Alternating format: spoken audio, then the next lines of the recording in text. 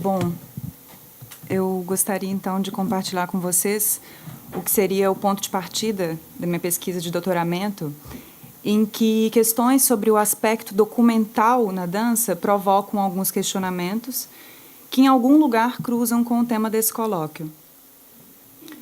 É visível, então, que o advento da dança moderna e contemporânea inaugurou uma nova poética, um novo pensamento sobre o corpo e sobre a própria linguagem, que ampliou as possibilidades e os sentidos da dança, potencializando as relações com a própria existência e com correlações mais diretas entre a vida e a arte.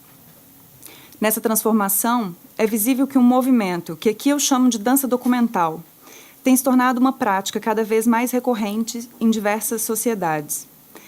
Essa tendência, entretanto, parece estar se movendo para uma relação de diálogo mais direto com os eventos históricos e sociais que nos cercam, articulando o conhecimento sinestésico e os procedimentos coreográficos com a nossa existência política, existencial, social e contemporâneas.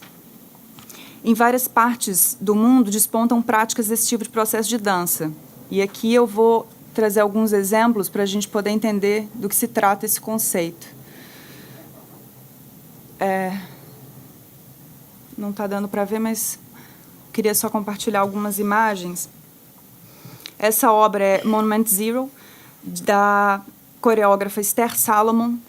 Ela investiga, então, um século de guerra usando danças tribais, danças folclóricas e outras formas populares de dança relacionadas às zonas de conflito dos 5 continentes.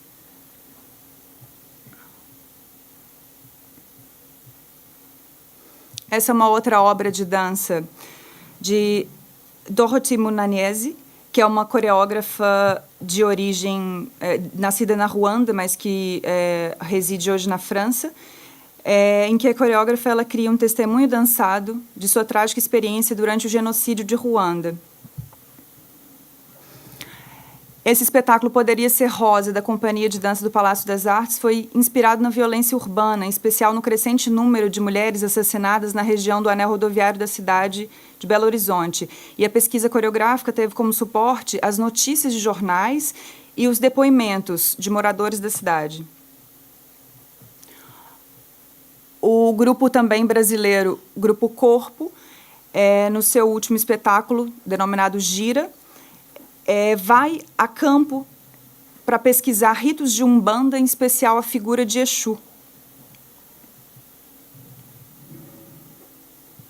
Uma outra forma de lidar com o documental em dança vem de uma abordagem biográfica ou autobiográfica, como é o caso de uma série de solos criados por Jérôme Bel, dentre eles a versão brasileira Isabel Torres, Véronique Dornier e Cédric Andrew. Nessa perspectiva, o aspecto documental emerge da própria história de vida das bailarinas.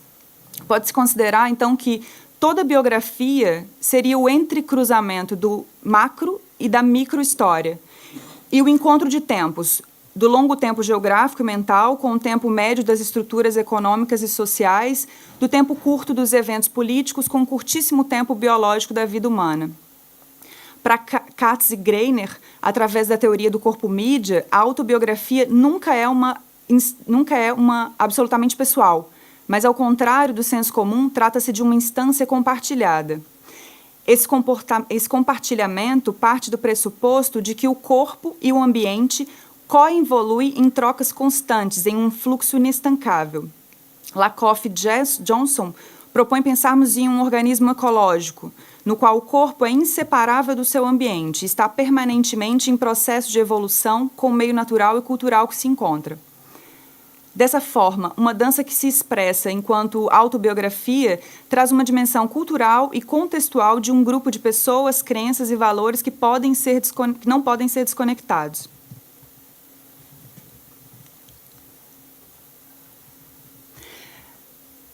Aqui eu trago um exemplo em que o tratamento da autobiografia é feito de maneira coletiva. Esse é um trabalho chamado Ferida Sábia, de uma coreógrafa brasileira chamada Ana Vitória Freire, em que ela utilizou de memórias pessoais e coletivas de um grupo de bailarinas sobre o feminino e suas marcas ou feridas.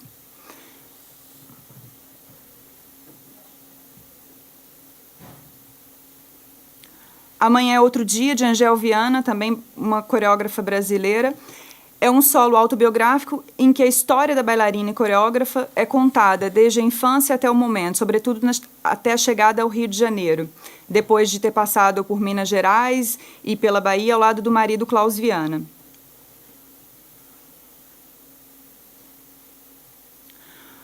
Coreografia de cordel, da companhia já citada anteriormente, a Companhia de Belo Horizonte, baseou-se em pesquisa de campo no Vale do Jequitinhonha, região reconhecida por ter características do setor nordestino. Os bailarinos e coreógrafos recolheram depoimentos, biografias e personagens reais, documentos que foram articulados posteriormente na criação de um espetáculo.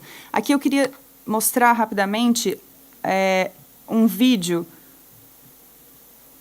com um trecho desse espetáculo,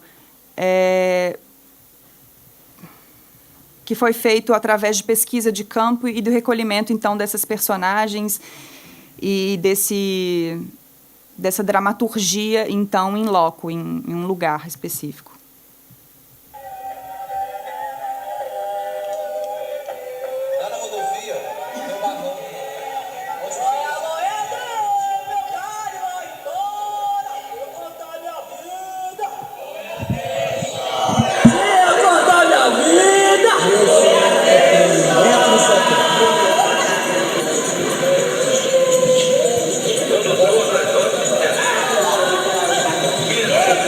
Substantivo feminino que significa Praça do Mercado Central.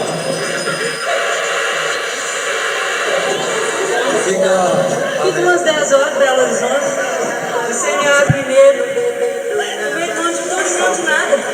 Eita, fica. Esse cabelo vermelho seu, hein?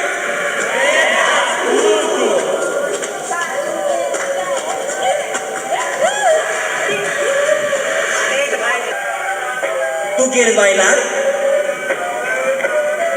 Preguntó Dios.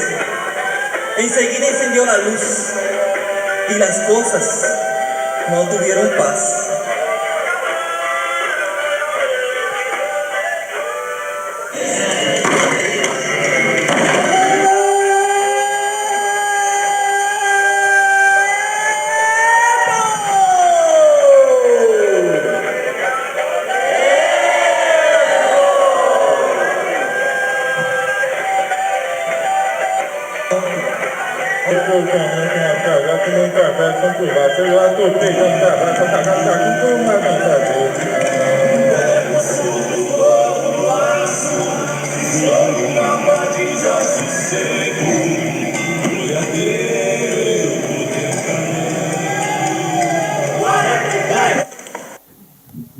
Tá bom, até aí.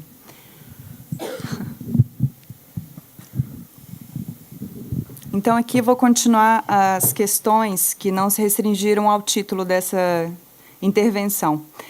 Se pensarmos nessas obras como um todo, até que ponto elas nos obrigam a pensar sobre o potencial documental da dança, o qual muitas vezes é descartado ou minimizado?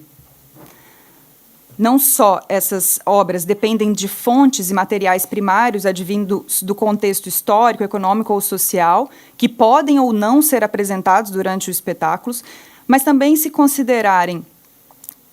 podem ser consideradas como tipos de documentos ou, pelo menos, como formas de apresentar e refletir a realidade.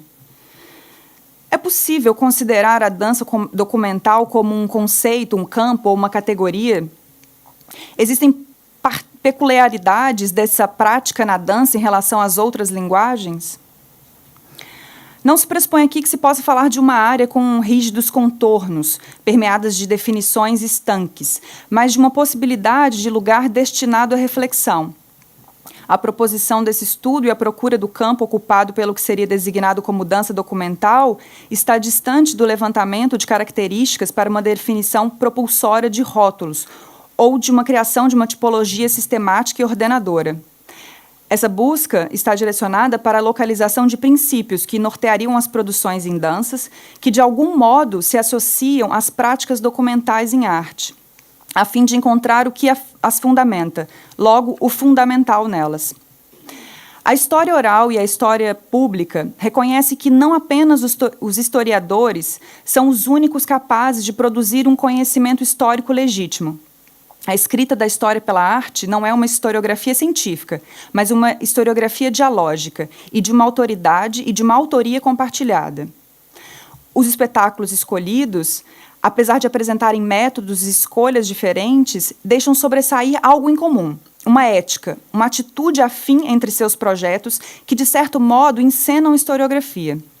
Essas obras parecem ser movidas pela necessidade de falar de maneira mais clara, pessoal e direta sobre a história cultural, social e política que nos forma, uma necessidade de falar sobre a realidade que nos cerca. Se, como aponta Legoff, a produção da história é sempre uma forma de poder, quais possíveis reflexões são reveladas pela prática documental na dança?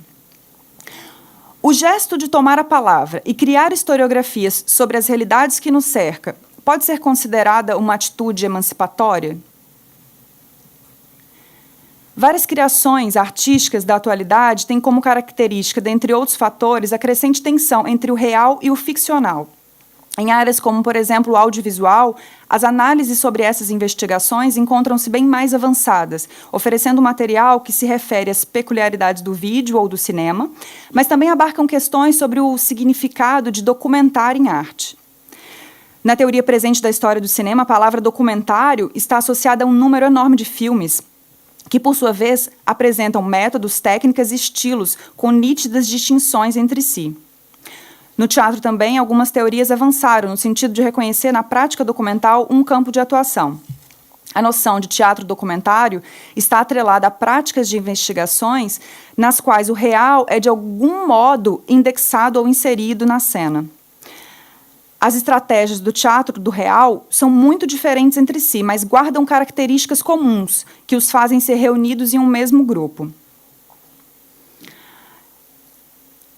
Investigar a possibilidade de um campo específico à dança documental é, além de tudo, incluir a dança nas discussões sobre o próprio ato de documentar em arte. A proposta é incluir a dança de forma mais expressiva nas discussões sobre a prática documental nas artes cênicas. E aí, para terminar, eu gostaria só de lembrar um pensamento de Foucault, de que a história acontece no nosso corpo, e citar uma frase do Canevati que diz que o corpo é um mapa cultural. Então, a minha questão termina com o porquê não falar de uma dança como documental ou como documentário.